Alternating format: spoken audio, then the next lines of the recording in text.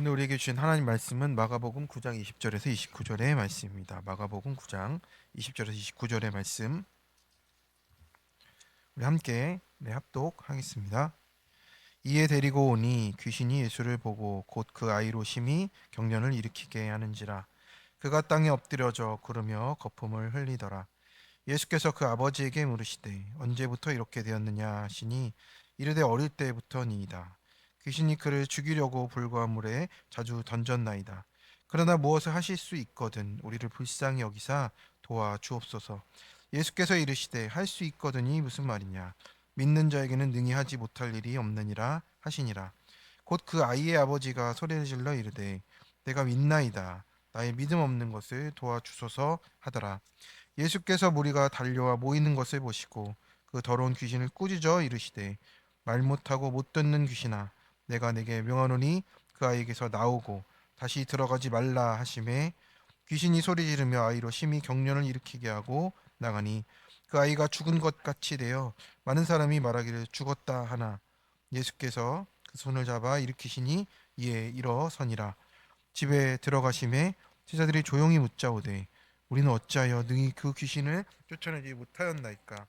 이르시되 기도 외에 다른 곳으로는 이 종류가 나갈 수 없느니라 하시니라. 아멘.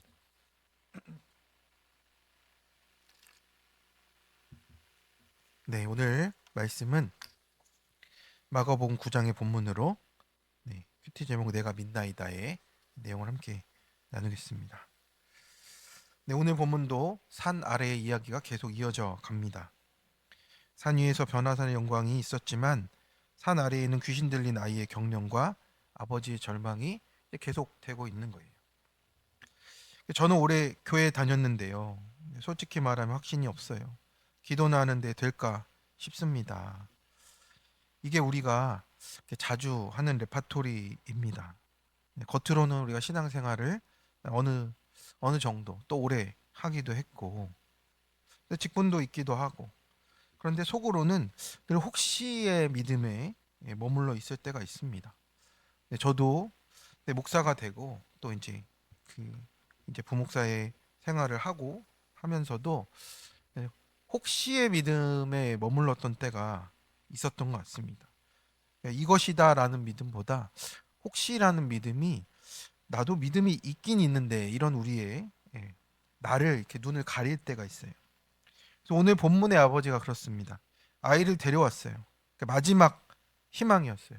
이제 제자들 예수님이 있다 해서 왔는데 아직 예수님은 산 위에 있고 제자들에게 했는데 이게 마지막 희망이었는데 안 된 거예요. 그래서 이제는 어떻게 해야 되냐 하다가 예수님이 그때 오신 거죠. 그래서 예수님께 이렇게 부탁을 합니다. 주님 도와달라고 하면서 무엇을 하실 수 있거든이라는 이제 단서를 붙이는 거예요. 이게 우리의 믿음의 현 주소인 겁니다.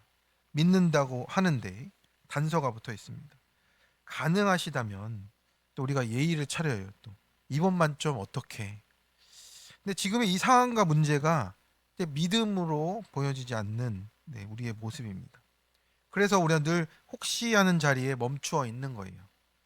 그래서 주님의 뜻이 무엇인지, 믿음이 무엇인지 모르고 믿음 없는 내 현실의 모습을 보여주는 자리입니다. 근데 그런 우리에게 오늘 주님이 물어보시는 겁니다. 할 수 있거든이 무슨 말이냐? 그래서 오늘 이 말씀이 우리의 심장을 두드리기를 축원합니다. 첫 번째는 믿음 없는 나에게 능히 할 수 있는 믿음을 주십니다.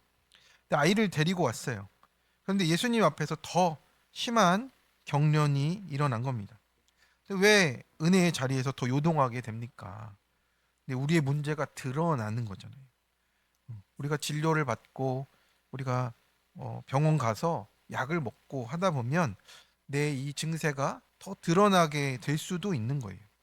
그래서 말씀을 듣다가 이제 더 괴로워지는 거죠. 왜냐하면 빛 앞에 왔으니까 하나님의 영광의 그 본질이신 예수님 앞에 왔으니까 그 아이의 문제가 그냥 드러나 버리는 거예요. 경련이 일으키는 거예요.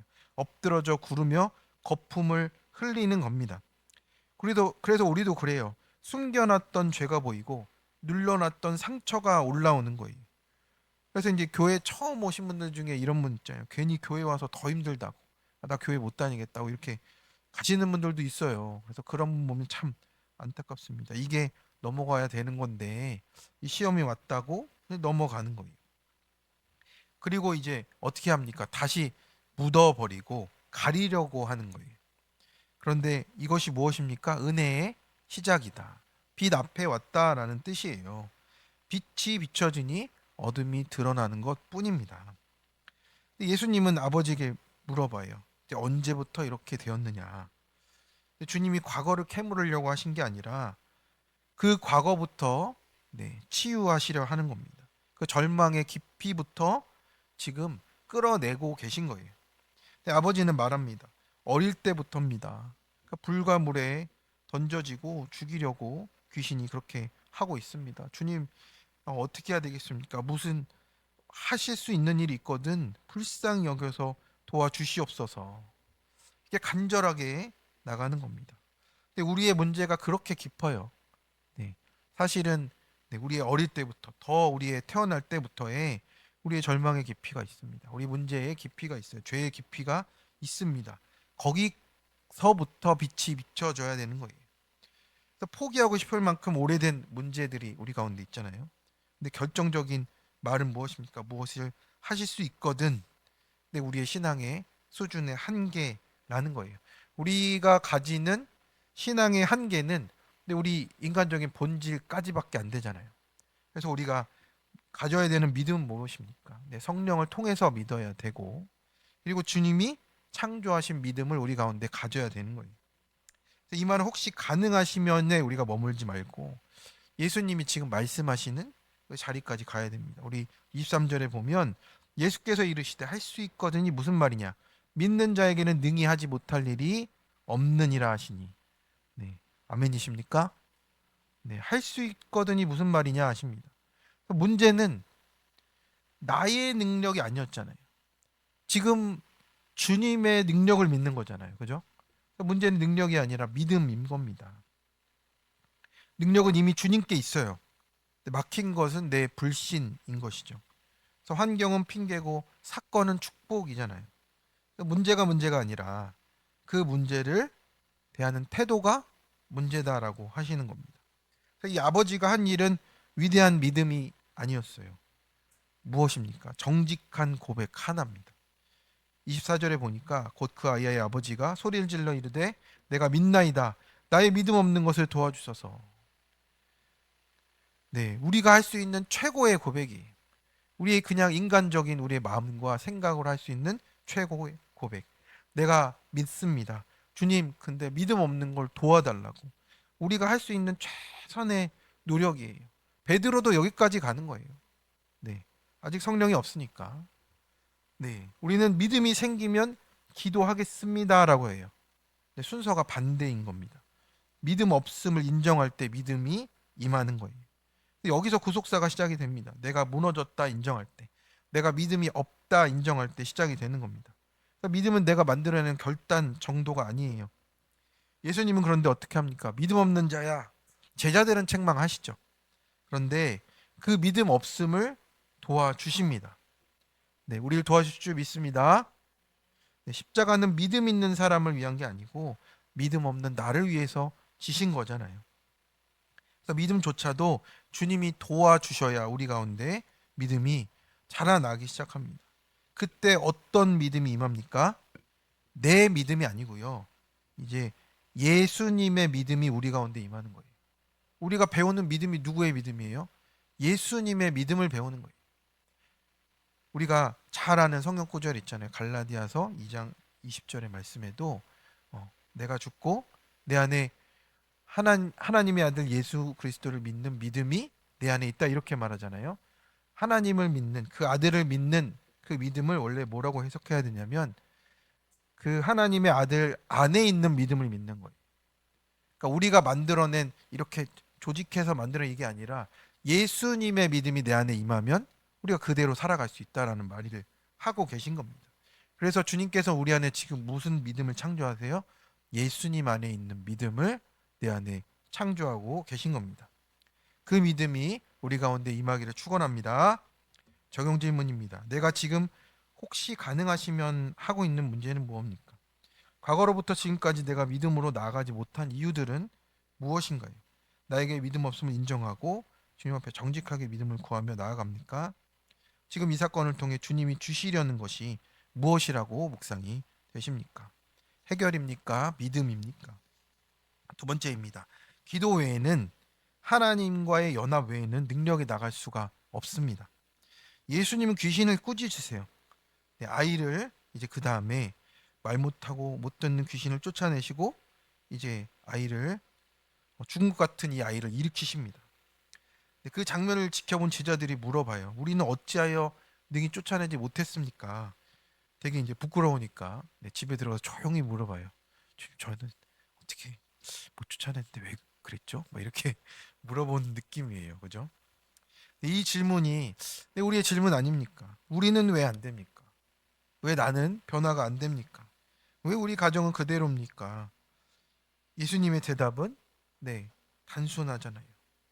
기도 외에는 이런 종류가 나갈 수가 없느니라. 그래서 우리는 그럼 기도를 언제까지 어디까지 해야 되는 걸까? 지금까지 했는데 이런 또 이 어려움에 마음에 이제 고민에 부딪히게 되기도 합니다. 근데 우리는 기도를 문제 해결 방법이라고 생각하잖아요. 기도하면 일이 풀리고 기도하면 병이 낫고. 근데 그것도 결과가 맞죠. 그런데 기도의 핵심은 무엇입니까? 능력 행사가 아니라 하나님과의 연합이에요. 제자들은 이미 능력을 받은 적이 있어요. 예수님이 보내셔서 전도도 시키시고 귀신도 쫓아내는 권능도 주셨어요. 그런데 이번에는 안 된 거예요. 왜 그렇습니까? 능력은 경험에 있지 않습니다. 그리고 관계와 연결 속에 있는 거예요. 우리 전기가 아무리 센 발전소가 우리 집 옆에 크게 있다 해 보십시오.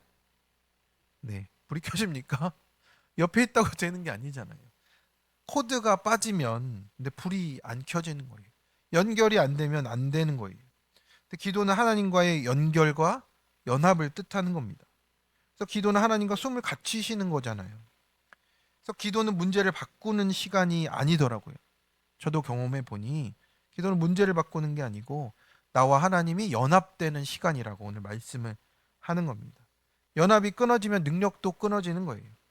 봉사를 해도 생색이 나고 직분은 있는데 친밀함이 없고, 그래서 우리가 그것을 경험하지 못하는 거예요. 그래서 기도는 무엇을 얻는다거나 상황을 바꾸는 기술이 아니라 나를 낮추고 하나님과 하나 되는 자리로 가는 겁니다. 예수님이 십자가를 지실 수 있던 그 능력도 겟세마네의 기도의 연합에서 나온 거잖아요. 아버지의 뜻에 나를 맞춘 거잖아요. 나의 뜻을 내려놓고 하나님과 하나 되는 그 마음을, 그 믿음 가운데 나아가신 거잖아요. 기도가 없었다면 십자가를 질 수가 없는 거예요. 성도 여러분, 연합이 무엇입니까? 예수님이 가지신 믿음 안에 다 들어있는 거예요. 하나님과 하나 되고 하나님의 뜻과 하나 되는 거예요. 숨 쉬는 일처럼 끊임없이 붙어 있는 겁니다. 그래서 능력이 내 안에서 나오는 게 아니고 연합을 통해서 흘러오는 겁니다. 포도나무의 가지의 비유처럼 가지가 열매를 맺는 게 열심히 노력해서겠습니까? 줄기에 붙어 있어서 생명이 흘러나오는 겁니다. 그래서 연합이 깊어지면 어때요? 문제가 커도 두렵지 않아요. 근데 그것이 나를 죽일 수 없다는 건 알아요. 없다는 걸 알게 돼요. 왜냐하면 나는 하나님께 붙어 있으니까. 나무가 그 줄기에 붙어 있으면, 뿌리에 붙어 있으면 무엇이 두렵겠습니까? 바람이 분들, 태풍이 온들, 그것이 무엇이 두렵습니까? 결과가 늦어지는 건 있겠죠. 결과가 늦어도 조급하지 않습니다. 환경이 그대로여도 흔들리지 않는 거예요. 왜냐하면 능력은 결과가 아니라 하나님과 함께 붙어 있음 자체이기 때문에 그렇다라는 거예요. 기도를 많이 했는데도 일이 안 풀릴 수 있죠. 그러면 능력이 안 나갔다 생각을 하는 겁니다. 그러나 연합의 기도는 무엇입니까? 상황을 반드시 즉시 바꾸는 게 아니라 나를 하나님의 뜻에 맞게 바꾸고 있는 겁니다. 그래서 참 능력은 무엇이에요? 귀신이 나가는 것보다 내 교만이 나가는 게 능력입니다. 그래서 오늘 본문에는 두 부류가 나와요. 믿음 없는 아버지가 나왔어요. 그죠? 두 번째는 누굽니까? 하나님과의 연합이 없는 제자들이 나온 거예요. 그런데 주님은 둘 다 포기하지 않아요. 지금 믿음의 길에서 누구나 벌어질 수 있는 일이라는 겁니다. 믿음 없는 자에게는 믿음을 도와주시고 연합이 없는 자에게는 기도를 알려주셨어요. 그래서 구속사는 잘하는 사람만의 이야기가 아니고 도와달라 외치는 사람들, 또 지금 그 길을 가고 있는 사람들의 이야기라고 말씀을 하는 겁니다. 그래서 오늘 우리의 고백이 이것이 되기를 축원합니다. 주님, 내가 믿나이다. 나의 믿음 없는 것을 도와 주옵소서. 그래서 오늘도 기도로 하나님과 하나 되는 연합으로 삶 속에 주님의 권능이 임하시는 하루가 되시기를, 우리 모든 성도님 되시기를 축원합니다. 네, 적용 질문입니다. 나는 기도를 문제 해결 도구로만 여기며 결과로만 바라보지 않습니까? 기도를 드리며 하나님과 연합으로 붙들고 주님의 뜻과 능력을 공급받고 있습니까? 기도의 연합이 끊어질 때 나에게 나타나는 믿음 없는 반응은 어떤 것입니까? 그 자리에서 연합의 회복을 위해 기도로 나아갑니까? 네, 우리 함께 기도하겠습니다. 거룩하시고 우리의 기도를 들으시는 하나님 아버지, 할 수 있더니 무슨 말이냐 말하며 주님의 능력을 의심했던 저희를 불쌍히 여겨 주옵소서. 믿는다고 하면서도 속으로 체념하고 기도한다면서도 결과를 계산한 저희를 용서하여 주옵소서. 주님, 오늘 우리의 고백이 되기 원합니다. 내가 믿나이다. 나의 믿음 없는 것을 도와달라고. 오래된 문제 앞에, 커다란 문제 앞에 지친 심령을 붙들어 주시고 불과 물에 떨어지는 것 같은 이 심령의 이 인생의 자리에서 우리를 건져 주시옵소서. 우리가 능력만 구하지 않게 해주시고 문제 해결만이 아니라 기도할 때 하나님과 연합하는 우리가 되게 도와주시옵소서. 그동안 하나님의 뜻과 하나님과 하나 되지 않고 혹시 하며 살아갔던 나의 그 믿음 없는 모습이 아니라 이제는 하나님과 하나 되기를 원합니다. 그래서 말을 많이 하는 것이 아니라 주님께 붙어 있고 상황을 바꾸는 것이 아니라 하나님 뜻에 내 뜻을 내려놓고 하나님께 맞춰가며 하나 되는 우리가 되도록 도와주시옵소서. 그래서 오늘 우리의 생각이 주님께 붙어 있고 그 결정과 그 모든 것이 주님 안에 있도록 역사하여 주시옵소서. 그래서 넘어질 때마다 손 잡아주시고 오늘도 우리를 붙들어 일으켜 주시는 주님을 의지합니다. 주님, 오늘 모든 것을 주님께 맡겨드리며 이 모든 말씀 예수 그리스도의 이름으로 기도드립니다. 아멘.